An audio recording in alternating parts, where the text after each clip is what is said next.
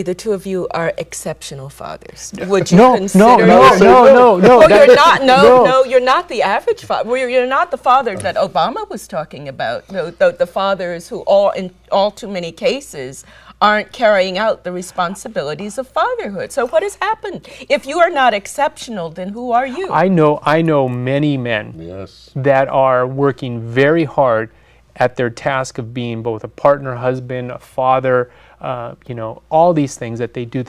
They just do it because it's what they do. Yeah, it's their responsibility. And one of the things that the Father Collaborative is about is acknowledging and promoting the efforts of fathers that are doing their jobs, because those are the ones that tend to get overlooked. Yeah. I think there's more men and fathers out there making positive impact, playing a vital, important role in kids' lives than there are men that are absent. The ones that are absent naturally get the publicity. But I think there's a lot of fathers that need to be commended for the job that they're doing in their home. Yes, but when you look at those statistics, there are so many who are not assuming those responsibilities. How do you have the prisons, how do you have the president talking about those without fathers more likely to drop out of school, more likely to be in prison, more likely to commit crime? Well, I think that what President Obama has begun to recognize is that we can't let resources lay dormant any longer. And so if we have young people that are struggling to navigate their lives, then we need to, it's a call to action for those men who don't see themselves. I've known men, and that's why I believe collaboratives such as the Fatherhood Collaborative here is so valuable, is that they don't know how to correct it. They've made mistakes, and they feel that those mistakes are the way that their life is going to continue. When you say they, you're talking about? Fathers that have struggled. We all make errors. People will say to me, Hector, you have alluded to it. Well, you're a good father. Well, I struggle with patience just like every other father does.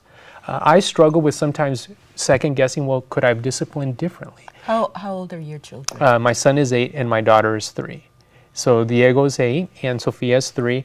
And so, I think being honest with fathers about those kinds of realities, they're like, so you don't have it down? No, I don't. It's a day-to-day job. On-the-job training, I call it. I'm open to change, and, positive men tend to influence that change much easier. And so when you have a collaborative that is bringing together the men that are really working hard at doing right by their children, and you put them in the presence of those men who maybe haven't quite got there, it's easier to emulate something positive than it is something when you're just sitting around doing that. That's why I'm always stunned. People say, well, there's not a lot of fathers. I know a lot of them. And we talk about fathering. Well, it's very interesting. What you seem to be saying is it's the fault of the media that we have this image that there are all of these fathers out there who are not being fathers. And see, that's where... And yet, the number of single